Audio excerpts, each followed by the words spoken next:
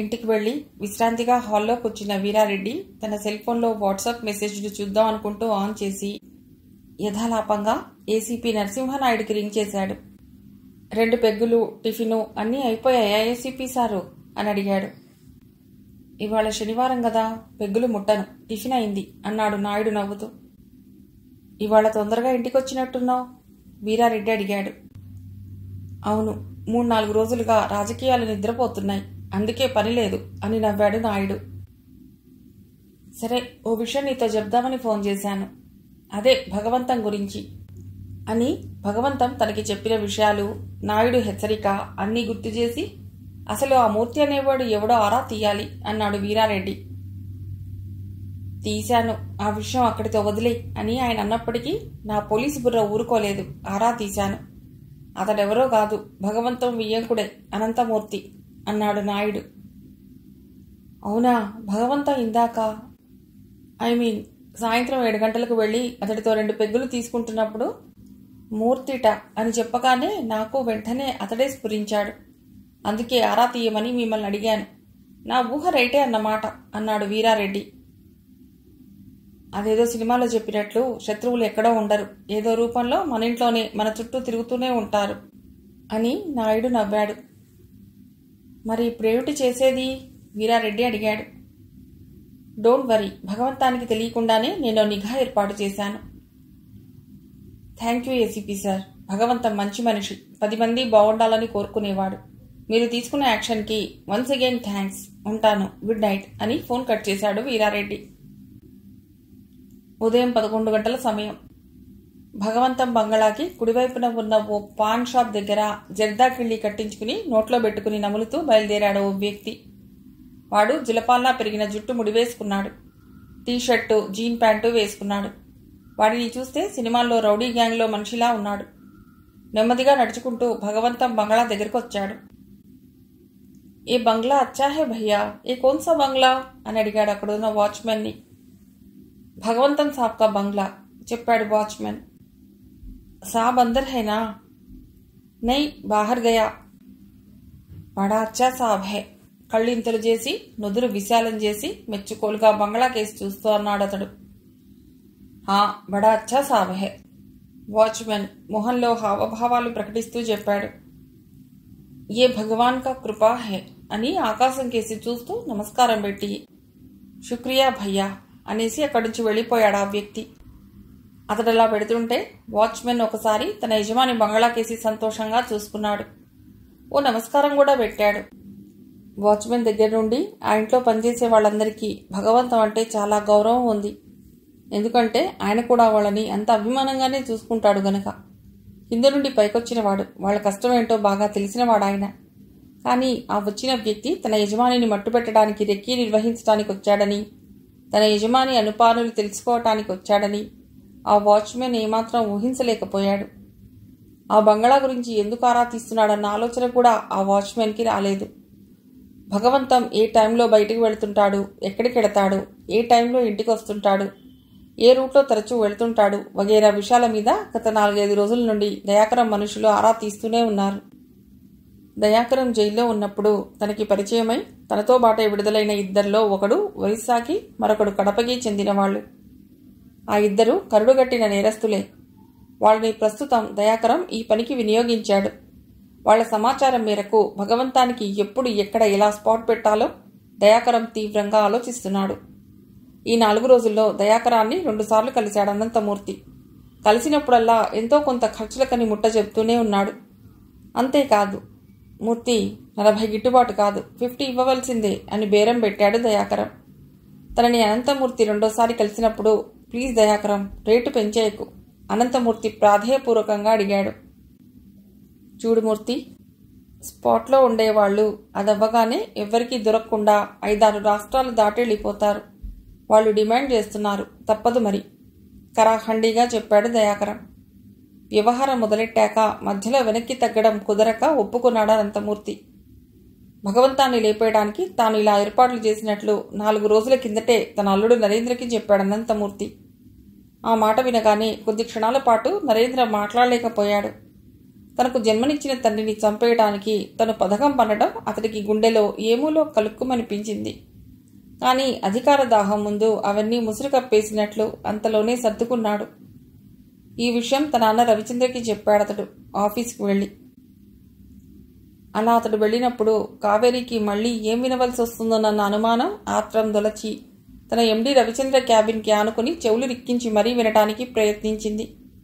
అస్పష్టంగా వినిపించిన ఆ మాటల సారాంశాన్ని కూడబలుక్కుని వీళ్ళు ఆస్తిపై అధికారాల కోసం తండ్రినే చంపేస్తున్నారా అనుకుని మరోసారి భయపడిపోయింది. ఆ రోజు ఆదివారం ఉదయం 8:30 కావస్తుంటే టిఫిన్ తినడానికి భగవంతం వచ్చి డైనింగ్ టేబుల్ వద్ద కూర్చున్నాడు. ఎన్నడూ లేంది పెద్ద కొడుకు రవిచంద్ర కూడా అదే సమయంలో టిఫిన్కి వచ్చాడు. అతడి తర్వాత చిన్న కొడుకు నరేంద్ర కూడా వచ్చి కూర్చున్నాడు. భగవంతం భార్య కుముద బతుకున్నప్పుడు అలా అందరినీ పిలిచి టిఫిన్ పెట్టేదామె. ఆమె చనిపోయాక ఆ అలవాటు దాదాపుగా మారిపోయింది. ఎవరికి వారు తినేసి వెళ్ళిపోతున్నారు. అయితే ఇప్పుడు అలా వాళ్ళొచ్చి కూర్చోవటం భగవంతానికి కించిత్ ఆశ్చర్యంగానే అనిపించింది. అంతేకాదు కొడుకులిద్దరూ ఏదో మాట్లాడాలని కూడబలుక్కుని వచ్చారని ఆయన అనుకున్నాడు. యామిని, నందిని ఇద్దరూ తమ భర్తలకి మామగారికి టిఫిన్ పెడుతున్నారు. భగవంతం టిఫిన్ తింటూనే బోర కంటితో కొడుకులిద్దరినీ చూస్తున్నాడు.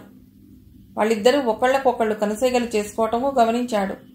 అతడికి బాగానే అర్థమైంది కొడుకులిద్దరూ ఏదో విషయాన్ని మాట్లాడటానికే వచ్చారని. సరిగ్గా ఆ సమయంలోనే పెద్ద కొడుకు రవిచంద్ర మామగారైన చిదంబరం వచ్చాడు. అనుకోకుండా తండ్రి ఆ సమయంలో రావటం ఏమిటా అని యామిని నుదురు చిట్లించింది. ఆ వెనకనే చిన్న కొడుకు నరేంద్ర మామగారైన అనంతమూర్తి వచ్చాడు.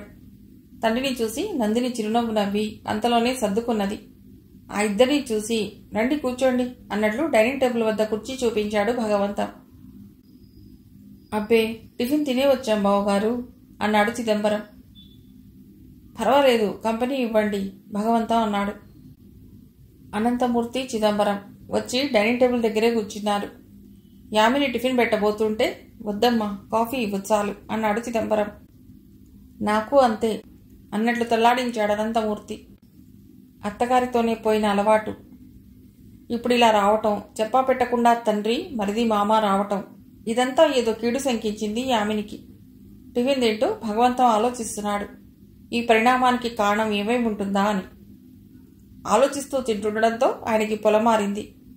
యామిని గబగబా వచ్చి మామగారికి మంచినీళ్ళ గ్లాస్ అందించింది.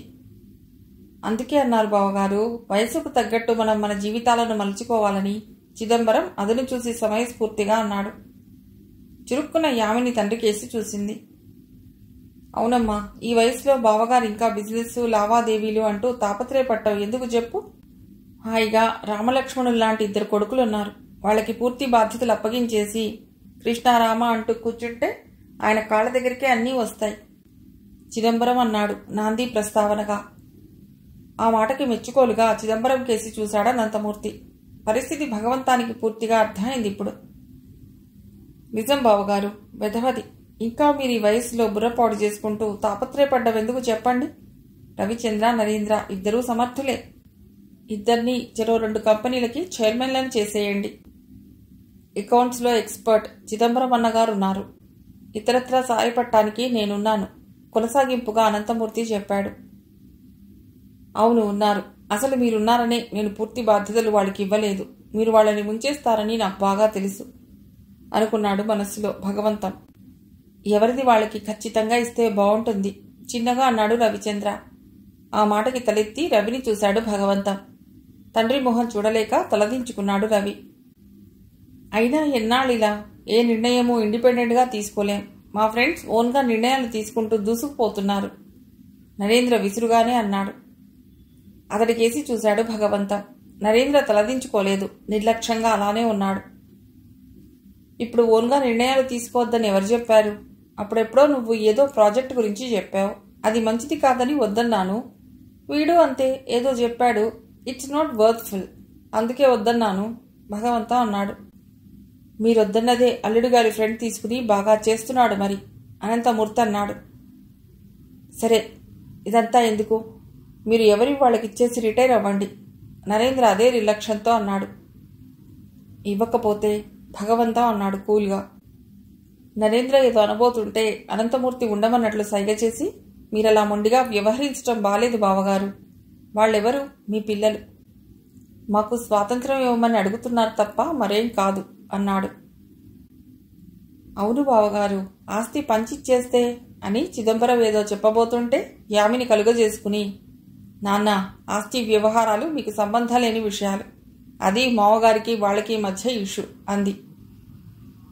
చెప్పని యామిని, వియ్యంకులిద్దరూ పనిగట్టుకుని ఇలా రావటం, వీళ్ళిద్దరూ ఇప్పుడు నాతో పాటు టిఫిన్కి కూర్చోవటం, అప్పుడే అనుకున్నాను ఏదో రాద్ధాంతానికేనని. భగవంతం అన్నాడు కాస్త కటువుగానే. అవును నాన్న, తమ్ముడు చెప్పినట్లు చెయ్యండి, రవిచంద్ర అన్నాడు. అదే చేయకపోతే? భగవంతం రెట్టించాడు. ఏం చేయాలో మాకు తెలుసు అని చివ్వున లేచి టిఫిన్ ప్లేట్ని తోసేసి విసురుగా అక్కడి నుంచి బయటికి వెళ్ళిపోయాడు నరేంద్ర. చెప్పింది అర్థం చేసుకోరు, మీ మొండితనం మీదే అనేసి రవిచంద్ర కూడా విసురుగా లేచి వెళ్ళిపోయాడు. కొడుకులిద్దరి చేష్టలకి భగవంతానికి బాగా కోపం వచ్చింది. బావగారు అని చిదంబరం, అనంతమూర్తి ఏదో అనబోతుంటే, don't talk, please leave this place అని కటువుగా అనేసి ప్లేట్లో చేయి కడుక్కుని అక్కడి నుంచి లేచి వెళ్ళిపోయాడు భగవంత. యామిని నుదురు బాదుకుని తన గదిలోకి వెళ్ళిపోయింది. తండ్రినే చూస్తూ అయోమయంగా నిల్చుండిపోయింది నందిని. నెమ్మదిగా చిదంబరం, ఆ వెనకనే అనంతమూర్తి లేచి వెళ్ళిపోయారు. మధ్యాహ్నం 2 గంటలు కావస్తుంటే సికింద్రాబాద్ రైల్వే స్టేషన్ 4వ నెంబర్ ప్లాట్ఫామ్ మీద గోల్కొండ ఎక్స్ప్రెస్ వచ్చి ఆగింది. తల్లి కల్పవల్లిని, మరదలు మీనాక్షిని తీసుకునొచ్చిన కార్తీక్ ట్రైన్ దిగాడు. మొదటిసారిగా ఇంత పెద్ద సిటీకి వచ్చిన మీనాక్షికి సంబరంగా ఉంది, ఉద్వేగంగానూ ఉంది. ఎప్పుడో 40 ఏళ్ల కిందట వెళ్ళిపోయిన తన సొంత అన్నయ్యని చూడబోతున్నానన్న ఆనందం, ఉద్వేగంతో ఉంది కల్పవల్లి. అమ్మని తీసుకురారా అని భగవంతం 2 సార్లు చెప్పటంతో తల్లి కల్పవల్లిని బయలుదేరదీశాడు కార్తీక్. అక్కడ 2-3 రోజులుండి మళ్లీ తాను ఒక్కత్తెను రాలేనని, పోనీ కూడా మీనాక్షిని తీసుకువెడదామా అని కల్పవల్లి అడిగింది. అది నిజమేనని తల్లికి తోడుగా మీనాక్షిని కూడా తీసుకొచ్చాడు కార్తీక్. మీనాక్షిని రమ్మనటంతో ఎగిరి గంతేసింది. కాని అదెందుకు అని పురుషోత్తం విసుక్కున్నాడు. వద్దుగాక వద్దన్నాడు. అప్పుడు భార్య సుభద్ర కలగజేసుకుని సర్ది చెప్పింది. ఎందుకు చెప్తున్నాను వినండి, ఊరికే రంకెలేయడం కాదు. అక్కడ మా అన్నయ్య పరిస్థితి, కార్తీక్ ఉద్యోగం గట్రా తెలుసుకుని వస్తుంది. అప్పుడు మనం ఆలోచించుకోవాల్సిందేదో, చేయవలసిందేదో చేద్దాం అని అతడికి రహస్యంగా అన్నట్లు వివరించింది. పురుషోత్తం మెత్తబడ్డాడు. భార్య చెప్పిన దాంట్లో నిజముందనుకున్నాడు. సరే, మీనాక్షిని తీసుకెళ్లమన్నాడు. తల్లిని తీసుకురమ్మన్నాడు భగవంతం. ఇప్పుడు మీనాక్షిని కూడా తీసుకొస్తున్నందుకు ఆయన ఏమనుకుంటాడోనని మనసులో పీకుతోంది కార్తీక్కి. స్టేషన్ బయటకొచ్చాక భగవంతానికి ఫోన్ చేశాడు కార్తీక్. మావయ్య గారు, అమ్మని తీసుకొచ్చాను, ఇప్పుడే ట్రైన్ దిగాం అని. ఓకే, రండి ఇంటికి అన్నాడు భగవంతం. 2 రోజులుగా ఇంటి పరిస్థితులు బాలేవు. కొడుకులు మాట్లాడటం లేదు. ఆ రోజు గొడవైన దగ్గర నుండి వాళ్ళు తమ ఆఫీసులకు వెడుతున్నారో లేదో కూడా తెలియటం లేదు. ఏమీ పట్టించుకోకుండా తాను మౌనంగానే ఉన్నాడు. ఈ సమయంలో తన చెల్లెలు వస్తున్నందుకు కొంచెం ఇబ్బందిగానే అనిపిస్తోంది భగవంతానికి. అంతకుముందే ఏదో తిన్నాననిపించి మందులు వేసుకుని హాల్లో కూర్చున్నాడు భగవంతం. అమ్మ యామిని, కార్తీక్ వాళ్ళమ్మని తీసుకొస్తున్నట్ట అని కోడలికి చెప్పాడు. ఇప్పుడేనా మావయ్య? అవునమ్మా, ట్రైన్ దిగానని ఫోన్ చేశాడు.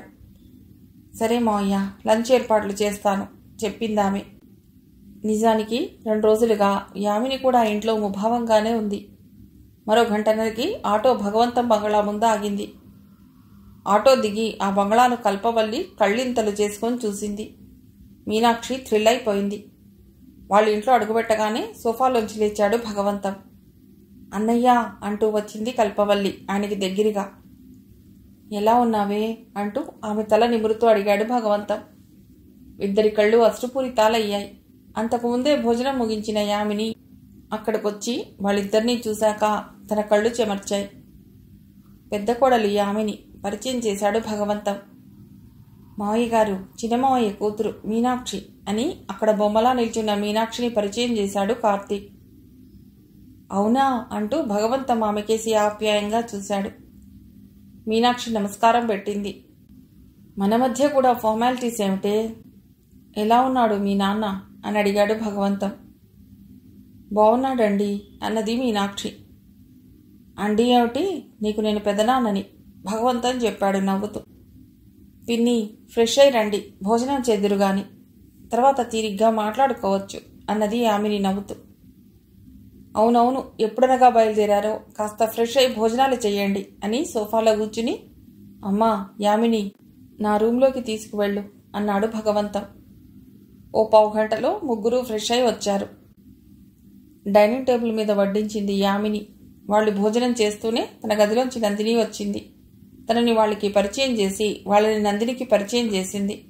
నందిని భుజాలెగరేస్తూ నవ్వింది. భోజనాలయ్యాక వచ్చి అన్నగారి పక్కనే సోఫాలో కూర్చున్నది కల్పవల్లి. ఏమిటే విశేషాలు అని అడిగాడు భగవంతం. సరిగ్గా ఆ సమయంలోనే రవిచంద్ర వచ్చాడు. సోఫాలో కూర్చున్న కొత్త మొహాల్ని చూశాడు రవి.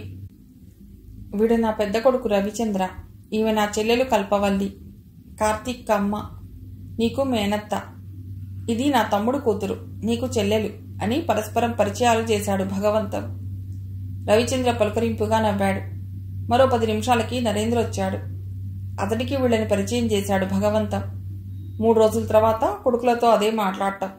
వాళ్ళిద్దరూ భోజనాలు చేసొచ్చి మర్యాద కోసం అన్నట్లు కాసేపు అక్కడే కుర్చీలో కూర్చున్నారు. ఏ ట్రైన్కి వచ్చారు అడిగాడు రవి. కార్తీక్ చెప్పాడు. 1 గంట పోయాక తన బ్యాగ్ తీసుకుని రూమ్కెళ్ళి ఓ అరగంట రెస్ట్ తీసుకుని సూపర్ మార్కెట్కి వెళ్ళాడు కార్తీక్. 4 రోజులు తాను లేకపోవడంతో ఇక్కడ పనులు ఎలా సాగుతున్నాయో నన్న ఆతృతగా ఉందతడికి. అక్కడికి వెళ్లేసరికి కాస్త మనస్సు కుదుటపడింది. అన్నీ తను అనుకున్నట్టే పనులు జరుగుతున్నాయి. శేఖర్ చాలా జాగ్రత్తగా పనులు చేయిస్తున్నాడని అర్థమైంది. అన్నీ చూసి సంతృప్తిగా తలాడించి, ఫైన్ శేఖర్, బాగుంది అన్నాడు. జస్ట్ 1 డేలో అంతా రెడీ అయిపోతుంది సార్ అన్నాడు శేఖర్. ఎల్లుండి మంచి రోజైతే మనం రీఓపెనింగ్ పెట్టుకోవచ్చా అని అడిగాడు. ష్యూర్ సార్, చైర్మన్ గారిని కనుక్కుంటాను, ఆయన ఓకే అంటే ఎల్లుండి ఓపెన్ చేసేద్దాం అన్నాడు కార్తీక్. ఇప్పుడు సూపర్ మార్కెట్ కళకళలాడుతోంది. స్టాఫ్ ముఖాల్లో కూడా ఉత్సాహం కొట్టొచ్చినట్లు కనిపిస్తోంది. రేపు రాత్రంతా మనం పనిచేయాలి. ర్యాకులలో సరుకులు డీసెంట్గా సర్దాలి అన్నాడు కార్తీక్. అలాగే సార్ అన్నారంతా ఉత్సాహంగా. అనుకున్నట్లుగానే ఎల్లుండి ఓపెన్ చేయటానికి భగవంతం సరే అన్నాడు. ఆ మర్నాడు రాత్రి 2-3 గంటల దాకా ర్యాక్లలో సరుకులు సర్దటంలో అంతా నిమగ్నమయ్యారు. ఆ పనికి మీనాక్షిని కూడా తీసుకొచ్చాడు కార్తీక్. మర్నాడు ఉదయం 10 గంటలు దాటాక ప్రారంభించవచ్చునని పురోహితుడు చెప్పడంతో ఆ సరికి అంతా సిద్ధం చేశారు. ఆ కార్యక్రమానికి భగవంతం, 2 కొడుకులు, 2 కోడళ్లు, మనువరాలు కుముద, మనువడు రుత్విక్ వచ్చారు. కార్తీక్ స్నేహితులు సంతోష్, శ్రీకర్, ఫణీంద్ర కూడా వచ్చారు. సార్ అన్నాడు కార్తీక్ భగవంతాన్ని ఉద్దేశించి. ఏమిటన్నట్లు నుదురు ముడిచాడు భగవంతం. కుముద చేత రీఓపెన్ చేయిద్దాం అన్నాడు కార్తీక్. ఒక్కసారిగా భగవంతం మొహంలో ఆనందం తళుక్కుమన్నది. తమకెవరికీ రాని ఆలోచన కార్తీక్కి వచ్చినందుకు మెచ్చుకోలుగా చూశాడు. అలాగే కాని అన్నట్లు నవ్వుతూ తలూపాడు. కుముద, నువ్వే ఓపెన్ చేయాలి అన్నాడు కుముదతో కార్తీక్. ఆమె కళ్ళింతలు చేసుకుని ఆశ్చర్యంగా చూసింది. యామినిని ఆశ్చర్యం, సంతోషం ఉక్కిరి బిక్కిరి చేశాయి. భగవంతం వెళ్ళు అన్నట్లు చెయ్యూపాడు. కుముద ఆనందంగా వెళ్లి రిబ్బన్ కట్ చేసింది. భగవంతం కోరిక మీద కల్పవల్లి బోణీ చేసింది. అక్కడ జరిగిన 1 అరగంట కార్యక్రమం రవిచంద్ర, నరేంద్ర, నందినిళ్ళకి మినహా మిగిలిన అందరికీ ఒక మధురానుభూతిగా అనిపించింది. కొత్త అందాలతో కళకళలాడుతున్న సూపర్ మార్కెట్ కస్టమర్లతో సందడిగానూ ఉంది. రాత్రి 7 గంటల సమయంలో నగర శివార్లో ఉన్న ఫామ్ హౌస్లో 1/2 గంట నుండి అక్కడ కూర్చున్న ఎవ్వరూ ఏమీ మాట్లాడుకోవటం లేదు. మందు గ్లాసులను ఎత్తి ఓ గుక్క తాగి జీడి పలుకులు నోట్లో వేసుకుని అస్పష్టంగా తలాడిస్తూ ఏవో కొంపలు మునిగిపోయినట్లు బిగుసుకుపోయి కూర్చున్నారు 4. అందరి మొహాల్లోనూ చికాకు, అసహనం, కోపం ముప్పిరిగొన్నాయి. అంటే గింజుకుని చస్తారు గాని ఈ రెనోవేషన్ ఏదో మా శ్రీనిధి ఆ సూపర్ మార్కెట్ని చూస్తున్నప్పుడు చేస్తుంటే బాగుండేది కదా. అప్పుడు మీ నాన్నకి పట్టలేదు. ఇప్పుడు మేనల్లుడు వచ్చి చెప్పేసరికి చేసేశాడు. చాలా అక్కసుగా అని చిదంబరం గ్లాస్ అందుకుని ఓ గుక్క తాగి విసురుగా గ్లాసుని టీపాయ్ మీద పెట్టాడు. అదే మరి, అయిన వాళ్ళకి ఆకుల్లో, కాని వాళ్ళకి కంచాల్లో పెట్టడం అంటేను. కొడుకులు అడిగారు బాధ్యతలు పంపకాలు చేయమని. ఏమన్నాడు? మీ దిక్కున్న చోట చెప్పుకోమన్నట్టు వ్యవహరించాడు. చెట్టంత ఎదిగిన కొడుకుల్ని నమ్మకుండా ఇదేం మనిషండి. ఇలాంటి వాళ్ళు ఉండబట్టే తల్లిదండ్రుల్ని కడదేరుస్తున్న కొడుకులు తయారవుతున్నారు. ఇలాంటి వాళ్లను చూస్తుంటే అలాంటి కొడుకుల్ని సమర్థించవలసి వస్తోంది మరి. కోపంగా అనేసి గ్లాస్ ఎత్తి సగానికి పైగా తాగేశాడు అనంతమూర్తి. అవునవును. ఇలాంటి వాళ్ళని ఊరికే వదలకూడదు. We should teach something to him. అంతే అక్కసులో అన్నాడు చిదంబరం. టీచింగు స్పీకింగు లేదండి అన్నయ్య గారు. వీళ్ళు వేస్ట్ ఫెలో గాళ్ళు. అడ్డు తొలగించుకోవడమే బెటర్. చెప్పదలుచుకున్నది చెప్పేశాడు అనంతమూర్తి. రవిచంద్రతోనూ అతడి మామ చిదంబరంతోనూ ఈ విషయం చర్చించడానికే ఫామ్ హౌస్ సిట్టింగ్కి మామ అనంతమూర్తి సలహా మీద పిలిచాడు నరేంద్ర. ఆ మాటకి అల్లుడు రవిచంద్ర కేసి చూశాడు చిదంబరం. మిగిలిన కథ తర్వాతి భాగంలో.